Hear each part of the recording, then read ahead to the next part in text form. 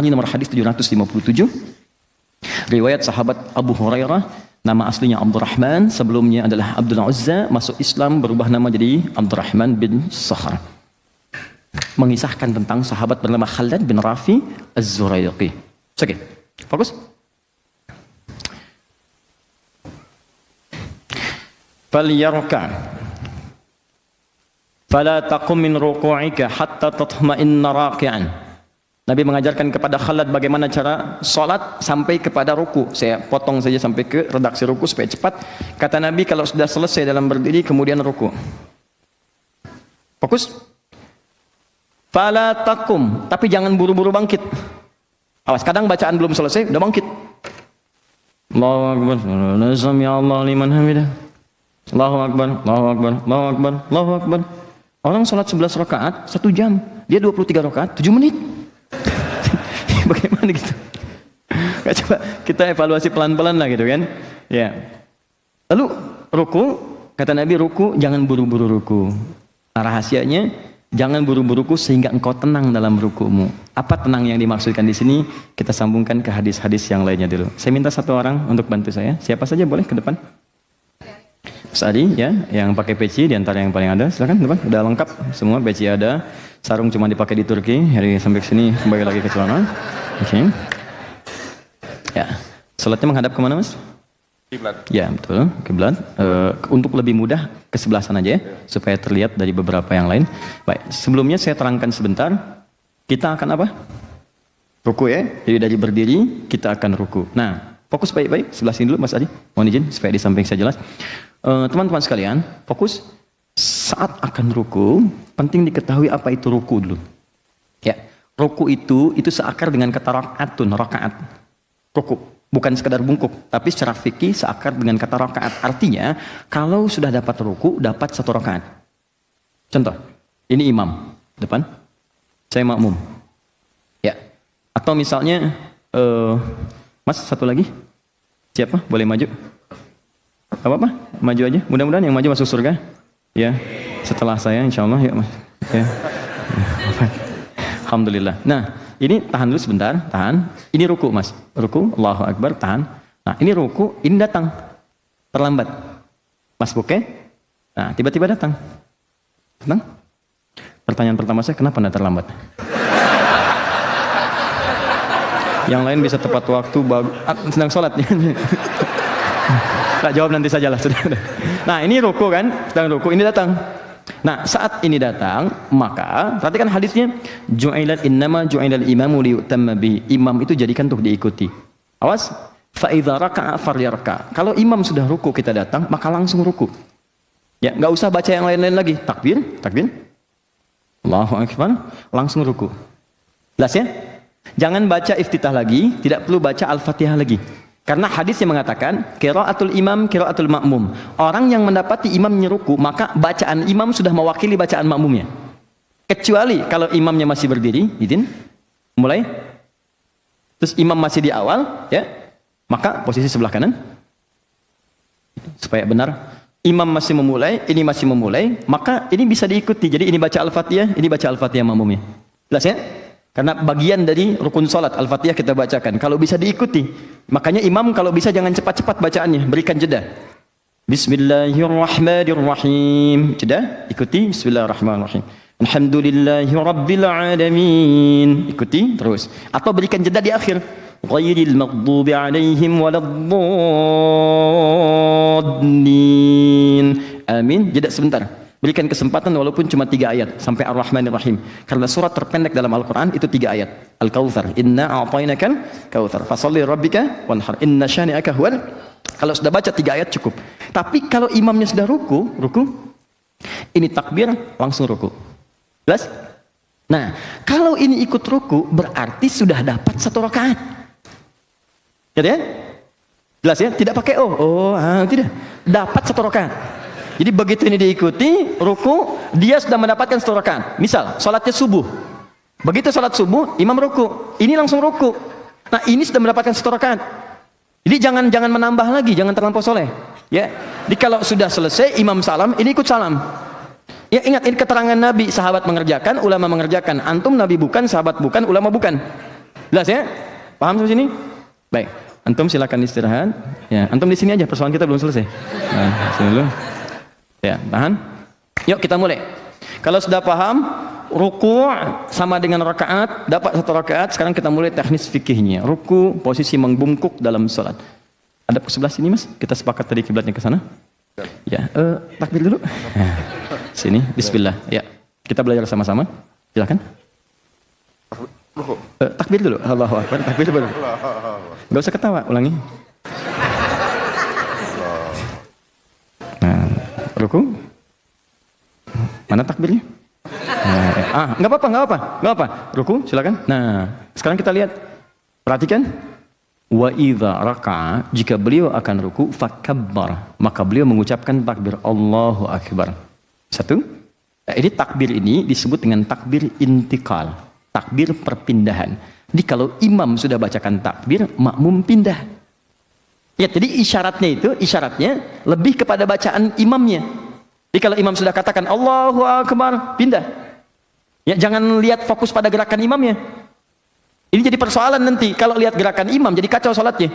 Kalau patokan gerakan, saf pertama ngelihat, saf kedua kan tidak. Yang paling bahaya kalau ini misalnya sudah sepuh. Taruhlah imam misalnya 85 tahun, misal. Ya, seperti inilah gitu kan. Nah, makmum di belakang masih muda. Perhatikan, begitu mau ruku kan nggak langsung ruku. Takbir. 85 tahun. Turun. Nah, kan pelan-pelan kan? Nggak mungkin begini. Kan? Begitu imamnya belum selesai rukuknya, makmumnya sudah ruku. Ini yang jadi bahaya. Karena itu patokannya itu bacaan. Ya, ketika mendengar kalimat Allahu Akbar, bar dia turun, di belakang ikut. Nah, caranya 2. Pertama, bisa mengangkat, Al-Bukhari nomor hadis 757, bisa mengangkat tangan akan ruku, bisa mengangkat tangan seperti halnya takbir hadwaman kibaihi. Diangkat, Anda akan ruku, Anda angkat begini. Ya, jadi begini posisi akan ruku. Allahu Akbar, angkat. Mengangkat ini boleh sejajar dengan bahu di sini. Boleh sejajar dengan daun telinga di sini, an-nasai. Ya, di sini. Boleh di sini, boleh di sini. Mana yang paling nyaman? Jelas ya? Disilahkan Anda bisa mengangkat tangan, Allahu Akbar. Atau tangan tidak diangkat pun tidak ada masalah. Yang penting takbirnya keluar kalimatnya. Jelas ya? Tapi yang paling umum, riwayat-riwayat yang paling banyak itu dengan mengangkat tangan. Ya, sehingga para ulama lebih kemudian memprioritaskan mengangkat tangan dibandingkan yang mursal, irsal begini. Jelas ya? Baik. Allahu Akbar, ruku. Anda ke sini, Mas. Nah. Pelan-pelan kita mulai dari punggung sampai dengan kepala. 789 masih di Al-Bukhari, sama dengan hadis Muslim, nomor hadis 411, ditambahkan dengan keterangan sahabat Ali bin Abi Thalib. Perhatikan baik-baik.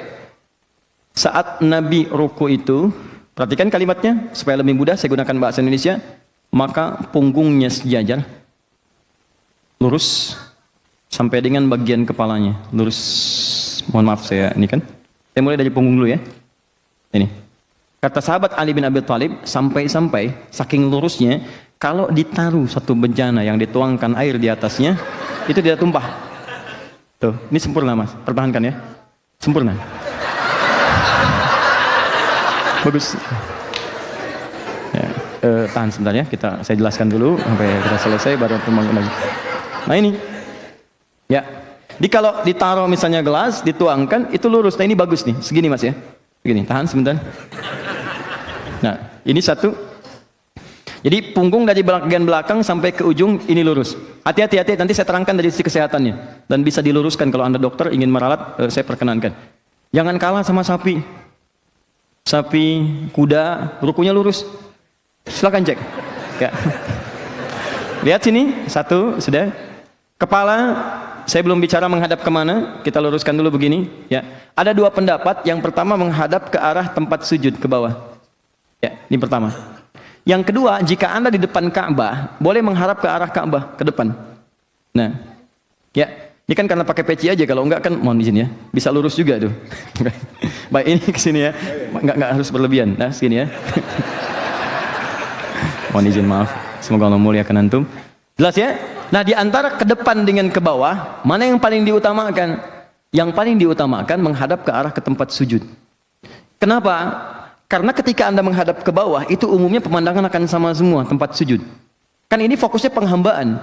Ketika seorang menghamba ke bawah kan.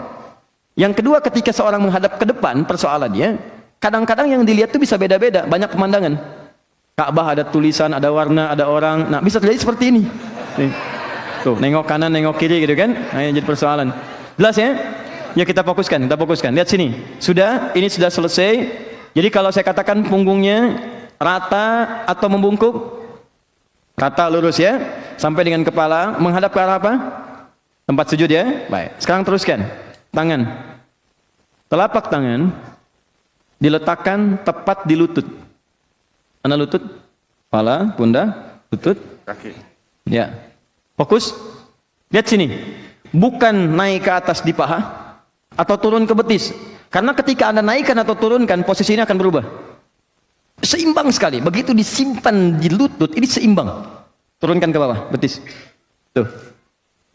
Naikkan ke atas, paha. Tuh. Dan gak enak. Kembalikan ke lutut. Lurus lagi. Segini. Jelas? Ketiga maaf. Yang jari-jari tangan terbuka. Menggenggam. Bahkan kalimat nabinya, lihat kalimat nabinya. Amkana fis sujud. Atau kalimat amkana fir ruku, makin sujudak. Kalau Anda menunaikan ruku, kata Nabi, maka tempelkan dengan kuat telapak tangan itu ke lutut Anda, dikuatkan, ditekan. Jadi kalau orang rukunya benar, itu bagian belakang pasti tegang di sini, lurus pasti. Ya, jadi ini ketarik nih. Jadi begitu ini ditekan, ini naik ke atas, lurus. Itu kalau rukunya benar, ini pegal-pegal ini hilang. Pegal hilang, ini lurus, ini baik. Karena ini dipaksa naik gitu. Ini ditekan, ini naik ke atas. Semua otot diluruskan lagi. Kembali seperti semula. Ya, jelas sampai sini? Baik, kemudian lihat sini untuk sikunya ya. Ini tidak harus menekan langsung ke sini ya, tapi sedikit ke sini. Keluar sedikit supaya tidak memberikan beban yang berlebihan. Tahan. Naikkan lagi sedikit. Nah, segini ya, Mas ya. Fokus, lurus. Kemudian pandangan menghadap ke arah tempat sujud. Tangan menekan kemudian di lutut, letakkan jari di lutut dengan terbuka bukan tertutup, berikan tekanan ke bagian belakang. Jelas? Ini kita belum sempurna rukunya, baru turun ruku, belum bacaannya. Jadi kalau belum posisi begini, jangan dulu baca. Jangan dulu baca. Bagaimana bisa baca tenang posisi belum sempurna? Ya, tenangkan dulu diri kita. Kata Nabi sampai tenang dulu. Nanti habis tenang, habis enak, baru berdoa. Bukankah doa dalam keadaan tenang, nyaman kita sampaikan? Jadi kita belum sampai ke bacaannya. Jadi sampai di sini, tenangkan dulu keadaan rukunya, biarkan darah mengalir dengan baik. Setelah mengalir, setelah nyaman, baru berdoa. Apa doa yang kita bacakan dalam keadaan ruku itu? Bagaimana bisa mendapatkan kemuliaan apa yang dijanjikan? Itu yang kita bahas dalam pertemuan berikutnya insyaallah. Jazakumullah khair. Ya. Apa doa yang dibaca? Baik. Saya sering katakan, kalau kita ingin bicara masalah ibadah, itu pandangan pertama dalil. Patokannya dalil. Ada dalil, kita kerjakan. Tidak ada dalil, kita tinggalkan. Paham ya? Hadis Muslim, nomor hadis 772. Ini yang paling pendek. Subhana rabbiyal azim. Subhana rabbiyal azim. Sudah?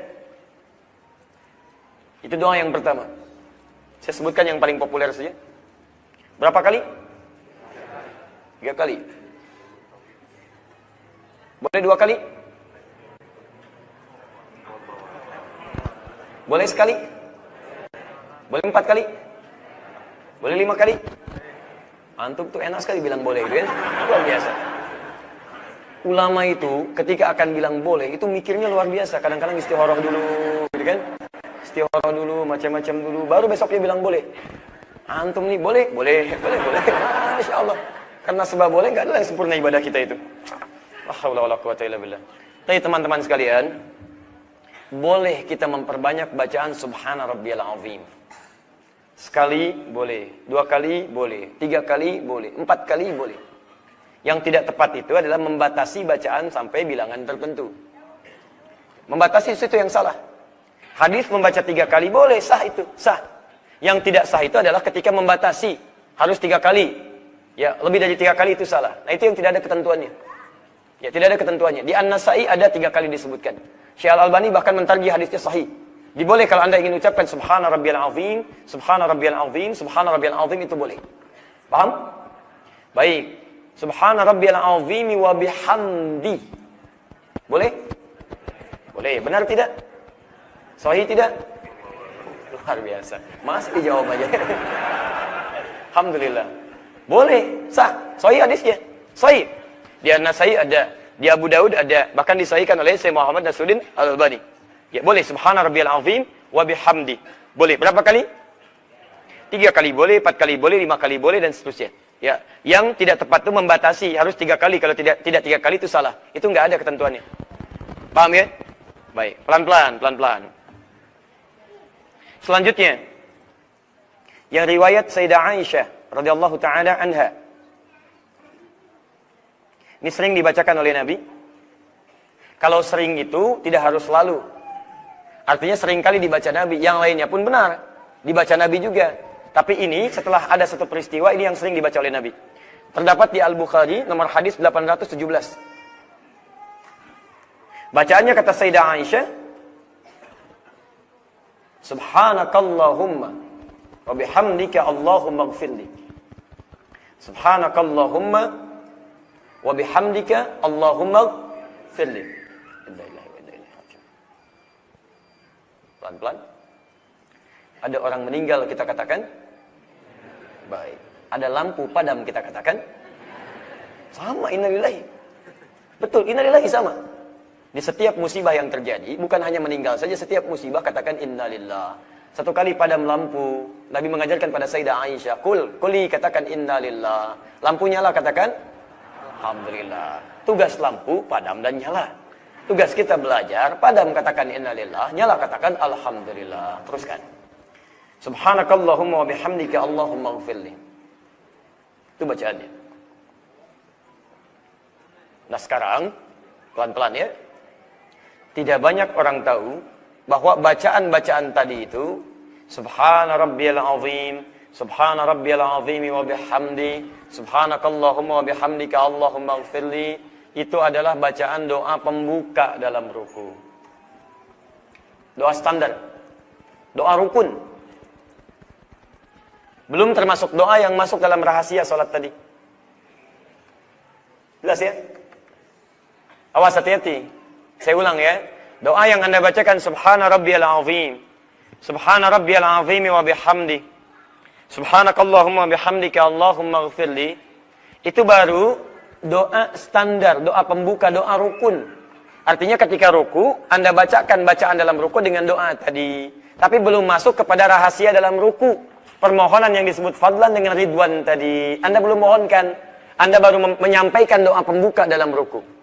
Dan ketika Anda bacakan doa ini, sah ruku Anda. Begitu ruku, Subhana rabbiyal azim wa bihamdi. Anda bangun pun sami Allahu liman hamidah, sah ruku Anda. Salat Anda sah. Tapi Anda melewatkan kesempatan untuk mendapatkan peluang keistimewaan ruku. Fadla wa ridwana. Paham? Nah, sekarang kita bahas dulu bagaimana cara membacakan doa pembuka dalam ruku itu. Dan di sini dulu berhenti bacaan kita. Dan bahasan kita. Perhatikan sini. Teman-teman sekalian, kenapa bacaan Subhana rabbiyal azim, Subhana rabbiyal azim wa bihamdi, atau Subhanakallahumma wa bihamdika Allahumma ighfirli, itu kadang dibacakan sekali, 2 kali, bahkan 3 kali, bahkan lebih. Karena esensi bacaannya bukan berapa kuantitas yang kita bacakan. Bukan berapa kali kita bacakan. Tapi jumlah bilangan itu menunjukkan penghayatan, pembacaan, dan pemahaman kita pada makna kalimat yang kita bacakan. Jadi kalau antum berzikir kepada Allah, zikir. Zikir, ingat ya. Zikir itu setiap ibadah yang kita kerjakan namanya zikir. Misal, sholat itu zikir. Quran surah ke-20 ayat ke-14. Al-Quran itu zikir. Quran surah ke-15 ayat 9. Menghafal Quran itu zikir. Quran surah ke-54 ayat 17, 22, 32, 40. Berdoa itu zikir. Quran surah ke-7 ayat 205. Istighfar itu zikir. Quran hadis riwayat Muslim hadis 591. Mengucapkan subhanallah, alhamdulillah, Allahu akbar itu zikir. Hadis riwayat Muslim hadis 597. Nah, ketika Anda mengucapkan subhanallah, subhanallah, subhanallah, berapa kali setelah salat? 33. Alhamdulillah berapa kali? Allahu Akbar berapa kali? 33 itu, yang penting bukan kuantitasnya harus 33. Yang dimaksud 33 itu bacakan sampai Anda paham inti kalimatnya. Sampai sadar maknanya. Subhanallah sekali belum paham, wajar. Subhanallah 2 kali belum paham, wajar. Tapi 33 kali belum paham juga, sampai berapa kali Anda mesti ucapkan? Di orang yang benar bacaan subhanallahnya adalah ketika orang itu memahami inti bacaannya. Maksudnya ini. Makanya ketika Anda membacakan subhana rabbiyal azim, maksudnya Anda diminta menghayati bacaan itu. Sehingga ketika Anda ucapkan, Anda ruku. Ada kaitan antara bacaan dengan ruku Anda itu. Dulu, orang ruku itu, termasuk sujud, itu diantaranya adalah sikap penghormatan, pengagungan kepada raja-raja atau yang dianggap mulia. Orang Persia kalau ingin mengagungkan rajanya, dia ruku begini. Melipat tangannya, kemudian di dadanya dia ruku begini. Orang Romawi ketika ingin memuliakan rajanya, dia sujud menyembah rajanya.